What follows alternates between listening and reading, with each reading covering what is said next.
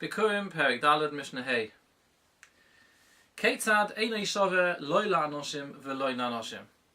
In what way is this androgynous not considered like a man or like a woman? The Mishnah tells us, Ein chayovim olov al tumas mikdosh v'kodashov.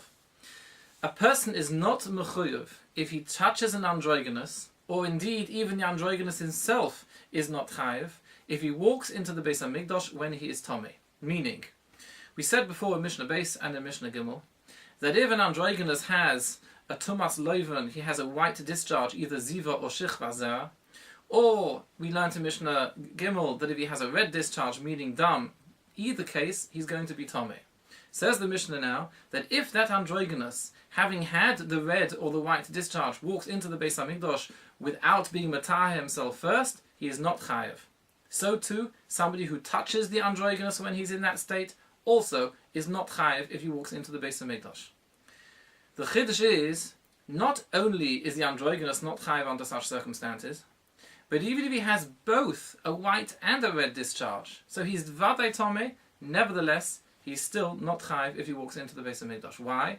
Because the pasuk in Parshas Nosei, which talks about this, talks about a definite, a zocha or an akeva teshalechu, says the pasuk. If for a man and a woman has to be sent out of the Beis HaMikdash, but this is not a man or a woman, it's an androgynous, and therefore doesn't fall into the whole parsha of being also to walk into the Beis HaMikdash in that state of being Tomei. Mishnah continues, Ve'ein soifin olav es ha-truma, loy chanoshim ve'loy kanoshim. Truma does not get burnt if it becomes Tomei from an androgynous, meaning, under normal circumstances, truma which becomes Tomei has to be burnt. If, however, the truma touched an androgynous who was Tomei because he had a white or a red discharge, that truma would not need to be burnt. Again, it's only truma al sofek. Ve'einay nerech loy chanoshim ve'loy kanoshim. There is no erech value to an androgynous. In Parshas B'chukoisai, the Torah gives us various values for different people, for men, for women, for older men, for younger men, depending on the age, depending on all different types of things. The erech was given in the Torah that if a person says, I want to give the erech of that man over there, he is mechuyev to give a certain fixed amount of money to the Beis HaMikdash. The fixed amount of money being the erech given in the Torah, the value given to that man in the Torah. Each person has an erech, except for an androgynous. Since an androgynous is not a man and not a woman, there is no specific set erech for him. Therefore, if somebody says, I want to give the erech of that androgynous to the Beis HaMikdash, it's as if he said nothing at all, and he's not mechuyev to give any money at all to the Beis HaMikdash. Mishnah continues, Ve'einay nimka le'eved ivri, loy chanoshim ve'loy kanoshim. An androgynous cannot be sold as an eved ivri, as a slave, unlike other men and other women. Why not? Because as an akeva, a woman can only be sold when she's a ketana. She can be sold by her father to become an oma ho'ivriya, to become a female maidservant, but only while she's a ketana. A man can only be sold when he's a godel. He can either be sold by himself because he has no money, or if he steals and he doesn't have sufficient money to pay back, Beis Din will sell him. But in either case, an androgynous doesn't fit into this criteria. He can't be sold when he's a ketana, because maybe he's a zocha. He can't be sold when he's a godel, because maybe he's an akeva, and therefore there is no possibility of selling an androgynous as an eved ivri. Mishnah continues, V'ha'omer hareini noze shezeh lo yish v'lo yisha harei zeh noze. If a person says, I want to become a noze, if this androgynous who's walking past now is not a man or is not a woman, that person is a noze. Why?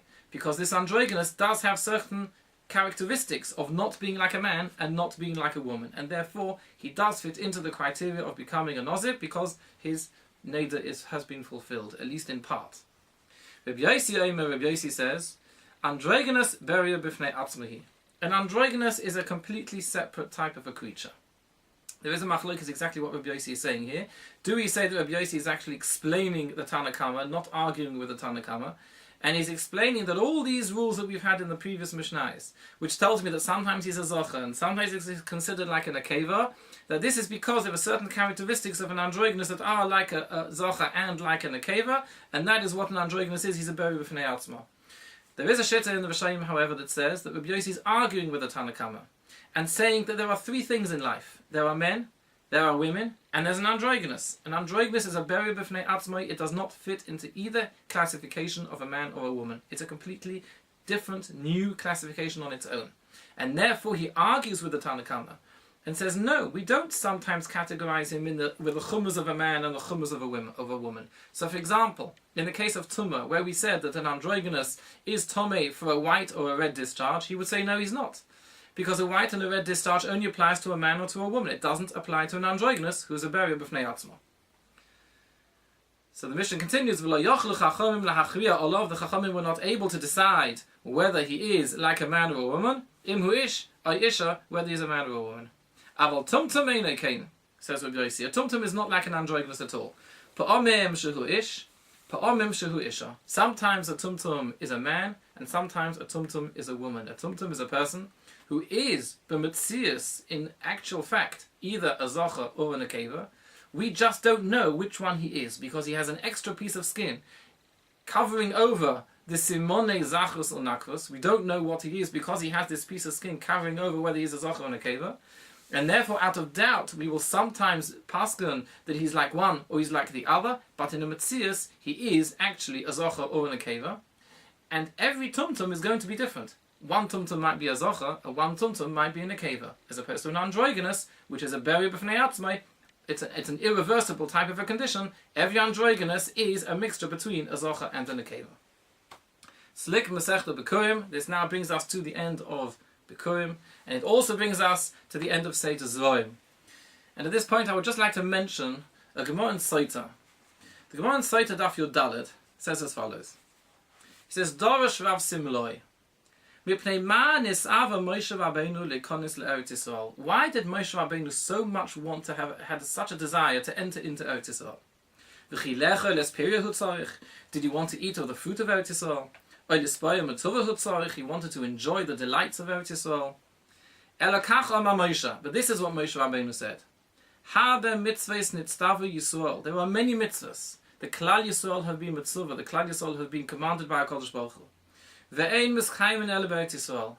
Many of these mitzvahs can only be mekuyim. You can only fulfill them when living in Eretz Yisrael. I want to enter into the land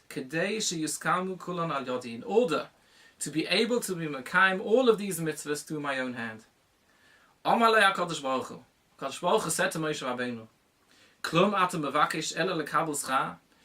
Why do you want to go into Eretz Yisrael? Because you want to be mekayim the mitzvahs and get the schar for those mitzvahs. You want to get the hiskarvus and the closeness to me, to HaKadosh Baruch Hu, that you can get through those mitzvahs.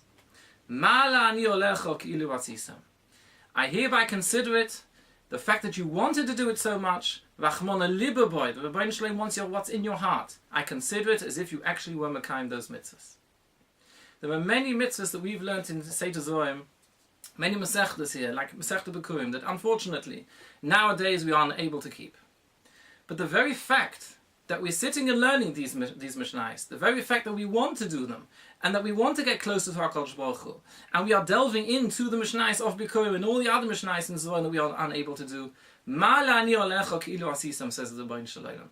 I consider it as if you were actually mekayim these mitzvahs. And in Hashem, we should be zeicha through the learning of these mitzvahs that HaKadosh Baruch Hu gives us the opportunity and brings us to Eretz Yisrael and gives us a Beis HaMikdash so that we can be mekayim all of the mitzvahs that we have learnt about in Seder Zohar.